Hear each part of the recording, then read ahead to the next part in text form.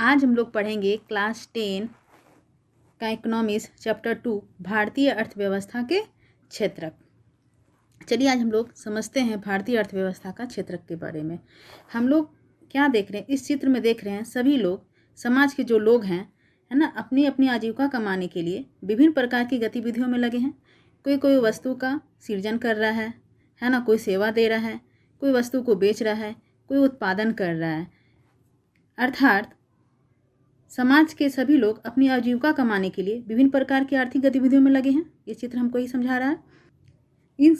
इन सब आर्थिक क्रियाओं को समझने के लिए हम लोग इसे विभिन्न वर्गों में विभाजित करते हैं।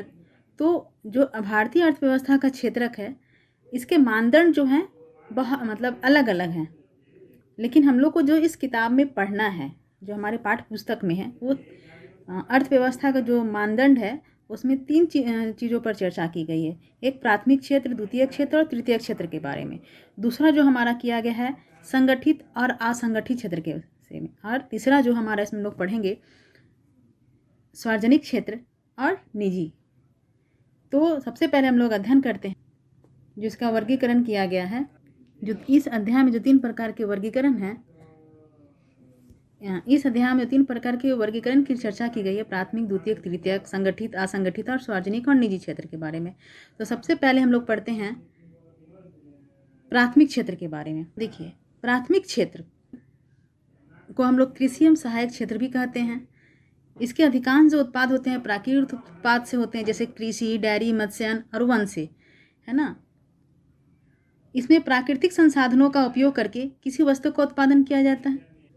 प्राकृतिक संसाधनों के प्रत्यक्ष उपयोग करके ही हम लोग क्या करते हैं, वस्तु का उत्पादन करते हैं। इसलिए इसे प्राथमिक क्षेत्र की गतिविधि कहा जाता है। कपास एक प्राकृतिक उत्पाद है। डेयरी उत्पादन में हम पशुओं को जैविक प्रक्रिया या चारा आदि की उपलब्धता पर निर्भर करती है ना। दूध भी क्या है, एक प्राकृतिक उत्पाद है। खनिज अयस्क भी क्या है, एक प्राकृतिक उत्पाद है। जब हम प्राकृतिक संसाधनों का उपयोग किसी वस्तु का उत्पादन के लिए करते हैं, प्राकृतिक संसाधनों का उपयोग करके किसी वस्तु का जब हम उत्पादन करते हैं उसे प्राथमिक क्षेत्र कहते हैं। क्वेश्चन ये पूछता है कि प्राथमिक क्षेत्र क्या है, तो प्राकृतिक संसाधनों का उपयोग करके किसी वस्तु का उत्पादन करते हैं, इसे प्राथमिक क्षेत्र कहते हैं। दूसरा हमारा आता है द्वितीयक क्षेत्र। क्या है, द्वितीयक क्षेत्र। चलिए हम लोग इसके बारे में जानते हैं कि द्वितीयक क्षेत्र क्या है। प्राथमिक क्षेत्र के बारे में तो हम लोग जान गए कि प्राथमिक क्षेत्र क्या है, यानी प्राकृतिक संसाधनों का उपयोग करके किसी वस्तु का उत्पादन करते हैं। दूसरा है द्वितीयक क्षेत्र। द्वितीयक क्षेत्र के बारे में हम लोग जानते हैं, यहाँ पे द्वितीयक क्षेत्र में क्या होता है, प्राकृतिक उत्पादों को विनिर्माण प्रणाली के जरिए अन्य रूप में परिवर्तित किया जाता है। यानी प्राकृतिक उत्पाद जो है उसका उपयोग करके हम लोग क्या करते हैं, उसको विनिर्माण करते हैं, फिर से उसका निर्माण करते हैं। जैसे हम लोग गेहूँ का उत्पादन किए तो प्राथमिक क्षेत्र, गेहूँ से जब हम उसको क्या बनाएं, आटा बनाएं, तो उसको गेहूँ से उसको क्या किए, आटा में बदले, यानी विनिर्माण किए उसका, है ना। उनके रूप उसके उसी प्राकृतिक उत्पाद को अन्य रूप में परिवर्तित कर दिए। तो क्या है, द्वितीयक क्षेत्र है। यह प्राथमिक क्षेत्र के बाद जो होता है के बाद ये अगला कदम है। यहाँ वस्तुएं सीधे प्रकृति से उत्पादित नहीं होती है। द्वितीय क्षेत्र में क्या होता है, सीधे प्रकृति से उत्पादित नहीं होती है। यहाँ वस्तुओं का हम लोग क्या करते हैं, उसके रूप में विनिर्माण के द्वारा रूप में परिवर्तन करते हैं। जैसे यहाँ कपास के पौधे से प्राप्त रेशे का उपयोग कर हम क्या करते हैं, सूत काटते हैं और कपड़ा बुनते हैं। गन्ने के कच्चे माल को हम लोग क्या करते हैं, गन्ने के कच्चे माल के रूप में उपयोग कर उसे हम चीनी या गुड़ तैयार करते हैं। मिट्टी से अमीर बनाते हैं। तो मिट्टी क्या है, हमारे प्राकृतिक है। गन्ना हमारा क्या है, प्राकृतिक नहीं है, उसको रूप में चेंज कर रहे हैं, तो द्वितीयक है। विनिर्माण प्रणाली के द्वारा उसको क्या करते हैं, उसको रूप में परिवर्तन करते हैं। इसलिए इसे हम लोग क्या कहते हैं, औद्योगिक क्षेत्रक भी कहते हैं। द्वितीयक क्षेत्र को हम लोग क्या कहते हैं, औद्योगिक क्षेत्र भी कहते हैं। यह क्षेत्रक विभिन्न प्रकार के उद्योग से जुड़ा होता है, इसलिए हम लोग क्या कहते हैं, औद्योगिक क्षेत्रक भी कहते हैं। यह किसी कारखाना, किसी कार्यशाला या घर में हो सकती है। यह प्रक्रिया विनिर्माण की प्रक्रिया है ना, कार्यशाला में भी हो सकती है, घर में हो सकती है, कारखाना में हो सकती है। या उद्योग से जुड़े होने के कारण इस क्षेत्र को हम लोग क्या कहते हैं, औद्योगिक क्षेत्रक कहते हैं। तीसरा है प्राथमिक और द्वितीय क्षेत्र के अतिरिक्त हम लोग जिसके बारे में पढ़ेंगे वो क्या है, तृतीयक क्षेत्रक। तृतीयक क्षेत्रक में क्या है, ये क्षेत्र में हम स्वतः किसी वस्तु का उत्पादन नहीं करते हैं, ठीक है। लेकिन उत्पादन प्रक्रिया में सहयोग या मदद करती है। यह क्षेत्र है या किसी प्रकार की वस्तुओं का उत्पादन नहीं करती है, लेकिन वस्तुओं के उत्पादन में सहयोग या मदद जरूर करती है। प्राथमिक और द्वितीयक क्षेत्र के अतिरिक्त आर्थिक गतिविधियों को एक तीसरी कोटि में बांटा गया जो तृतीयक क्षेत्र के अंतर्गत आती है। ये गतिविधियां प्राथमिक और द्वितीयक क्षेत्र के विकास में मदद करती है। यह गतिविधियां स्वतः वस्तुओं का उत्पादन नहीं करती। हमें बताया ना, यह वस्तुओं का उत्पादन नहीं करती, सिर्फ ये क्या करती है, प्राथमिक और द्वितीयक क्षेत्र के विकास में मदद करती है। जैसे जितना हमारा प्राकृतिक संसाधनों का हम उत्पादन करेंगे उतना ही हमारा तृतीयक क्षेत्र क्या होगा, बढ़ेगा। प्राथमिक और द्वितीयक क्षेत्र द्वारा उत्पादित वस्तुओं को थोक या खुदरा विक्रेताओं को बेचने के लिए ट्रक, ट्रेनों द्वारा परिवहन की जरूरत पड़ती है ना। कभी कभी वस्तुओं को गोदाम में भंडारित करने की आवश्यकता होती है। वो हमें उत्पादन व्यापार में सहूलियत के लिए टेलीफोन पर दूसरे से वार्तालाप करने या पत्राचार, बैंकों से कर्ज लेने की आवश्यकता होती है। भंडारण, परिवहन, संचार, बैंक सेवाएं, व्यापार तृतीय गतिविधियों के कुछ उदाहरण हैं। ये पूछता है ये सब चीज़। परिवहन, भंडारण, संचार, बैंक और व्यापार तृतीय गतिविधियों के कुछ उदाहरण हैं। चूँकि ये गतिविधियाँ वस्तुओं के बजाय सेवाओं का सृजन करती है, इसलिए तृतीय क्षेत्र को हम लोग क्या कहते हैं, सेवा क्षेत्र भी कहते हैं। प्राथमिक क्षेत्र को कृषि एवं सहायक क्षेत्र कहा जाता है। द्वितीय क्षेत्र को हम लोगों ने देखा उद्योग से जुड़े होने के कारण इसे औद्योगिक क्षेत्र कहा जाता है। तृतीय क्षेत्र को हम लोग सेवा क्षेत्र भी कहते हैं, क्योंकि ये वस्तुओं का उत्पादन नहीं करती है, बल्कि प्राथमिक और द्वितीय क्षेत्र द्वारा उत्पादित वस्तुओं में क्या करती है, सहयोग करती है। यानी प्राथमिक और द्वितीय क्षेत्र के विकास में क्या करती है, मदद करती है। इसके अंतर्गत क्या क्या आते हैं, इसके अंतर्गत जो क्षेत्र आते हैं वो कौन कौन से, परिवहन, भंडारण, संचार, बैंक सेवाएं, व्यापार तृतीय गतिविधियां के कुछ उदाहरण। इसे सेवा क्षेत्र भी कहा जाता है, क्योंकि ये सेवा का सृजन करती है। यह वस्तुओं के बजाय सेवाओं का सृजन करती है, इसलिए हम लोग सेवा क्षेत्र भी इसको कहते हैं। अब है तीनों क्षेत्रों की तुलना। हम लोग तीन क्षेत्रों की तुलना कैसे करेंगे, चलिए हम लोग उसको समझते हैं कि कौन सा हमारा तीनों क्षेत्र में ज़्यादा योगदान जीडीपी में देता है। तो इसको समझने के पहले हम लोग को जीडीपी को भी जानना होगा। तो हम लोग पहले समझते हैं तीनों क्षेत्र की तुलना कैसे करते हैं और हमारा जीडीपी है क्या, मध्यवर्ती वस्तु क्या है और अंतिम वस्तु क्या है। एक किसान किसी आटा मिल को 8 रुपया प्रति किलोग्राम की दर से गेहूँ बेचता है, तो गेहूँ का मूल्य 80 रुपया होगा। 10 रुपया प्रति नारियल की दर से बेचता है तो 500 नारियल का मूल्य होगा। 5,000 नारियल का मूल्य कितना होगा, 50,000 रुपया होगा। इसी प्रकार तीनों क्षेत्रकों के वस्तु और सेवाओं के मूल्यों की गणना की जाती है, उसके बाद उसका योगफल किया जाता है। अब है उत्पादित और बेची गई प्रत्येक वस्तु की गणना करने की जरूरत क्यों है, केवल अंतिम वस्तु और सेवाओं की गणना का ही औचित क्यों। तीनों क्षेत्रों की तुलना कर जीडीपी में कौन सबसे ज़्यादा योगदान देता है ना, किसी वस्तु का मूल्य कैसे निर्धारण होता है और अंतिम वस्तु क्या है। जैसे एक किसान किसी आटा मिल को 8 रुपया प्रति किलोग्राम की दर से गेहूँ बेचता है। मिल में गेहूं की पिसाई होती है और बिस्कुट कंपनी 8 रुपया प्रति किलोग्राम की दर से बेचता है।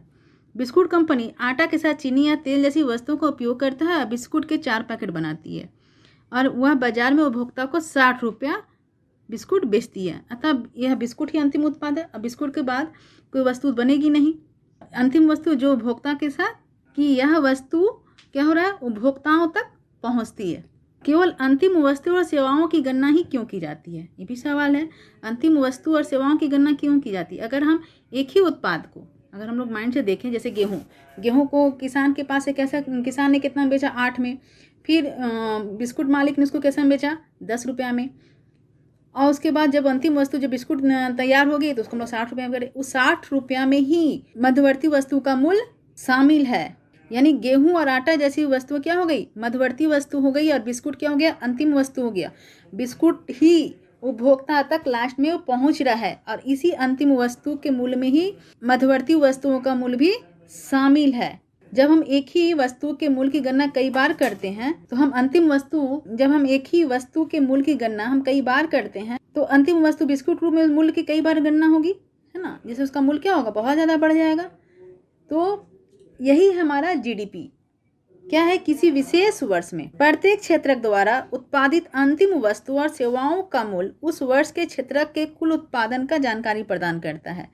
तीनों क्षेत्रों के उत्पादन के योगफल को देश का सकल घरेलू उत्पाद कहा जाता है, जिसे हम लोग क्या कहते हैं, जीडी यानी ग्रॉस डोमेस्टिक प्रोडक्ट। यह किसी देश के भीतर किसी वर्ष में उत्पादित सभी अंतिम वस्तु और सेवाओं का मूल्य क्या है? हमारा सकल घरेलू उत्पाद। किसी देश के भीतर किसी विशेष वर्ष में उत्पादित अंतिम वस्तु और सेवाओं का मूल्य। तो यहाँ हम लोग क्या पढ़े? तीनों क्षेत्रकों के उत्पादन के योगफल को देश का सकल घरेलू उत्पाद भी कहते हैं, यानी तीनों क्षेत्रकों के उत्पादन का जो योगफल होता है उसे हम सकल घरेलू उत्पाद कहते हैं। या हम लोग उसको ऐसे भी समझते हैं, किसी देश के भीतर किसी विशेष वर्ष में उत्पादित सभी अंतिम वस्तुओं और सेवाओं का मूल्य है ना।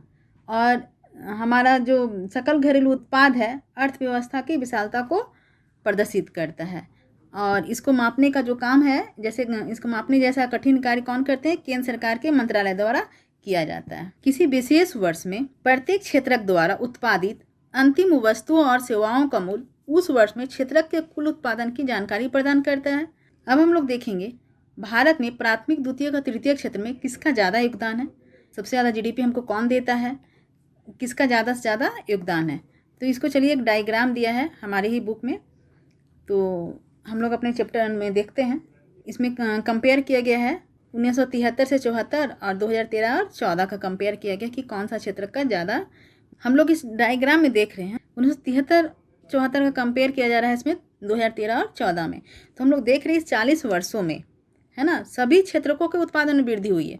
या उसको प्राथमिक क्षेत्र को हम लोग इसमें दिखाया गया है ब्लू से, रेड से दिखाया गया द्वितीय क्षेत्र को, और ग्रीन को दिखाया गया है तृतीय क्षेत्र को ग्रीन से दिखाया गया। यानी हम लोग इसमें देखें तो 73-74 की तुलना में सभी क्षेत्रकों में 2013-14 में वृद्धि हुई है। लेकिन सबसे अधिक वृद्धि किसमें हुआ है? सेवा क्षेत्र में वृद्धि हुई है। सब में तो वृद्धि हुआ, लेकिन सबसे अधिक किसमें हुआ है? सेवा क्षेत्र में, यानी तृतीय क्षेत्र में, क्योंकि तृतीय क्षेत्र को हम लोग क्या कहते हैं? सेवा क्षेत्र भी कहते हैं। अब सवाल है, उत्पादन में तृतीय क्षेत्र का महत्व इतना क्यों बढ़ रहा है ना। सबसे अधिक हम लोग कंपेयर किए तो 73-74 की अपेक्षा 2013-14 में सबसे अधिक अगर तीनों क्षेत्र में उत्पादन में वृद्धि हुआ है, तीनों क्षेत्र में वृद्धि हुई है, लेकिन सबसे अधिक किसमें हुआ है? तृतीय क्षेत्र में। भारत में तृतीय क्षेत्र इतना महत्वपूर्ण क्यों हो गया? सवाल ये भी है ना। तो इसके कई कारण हैं। किसी भी विकासशील देश के लिए आधारभूत सुविधाएं होती है, जैसे उसका अस्पताल बनाना, शैक्षणिक संस्थाएं, डाक एवं तार सेवा है ना, थाना, कचहरी, ग्रामीण प्रशासनिक कार्यरत, नगर निगम, रक्षा, परिवहन, बैंक, सीमा कंपनी इत्यादि बहुत ही आवश्यक तत्व हैं। हम लोग यहाँ देख भी रहे हैं।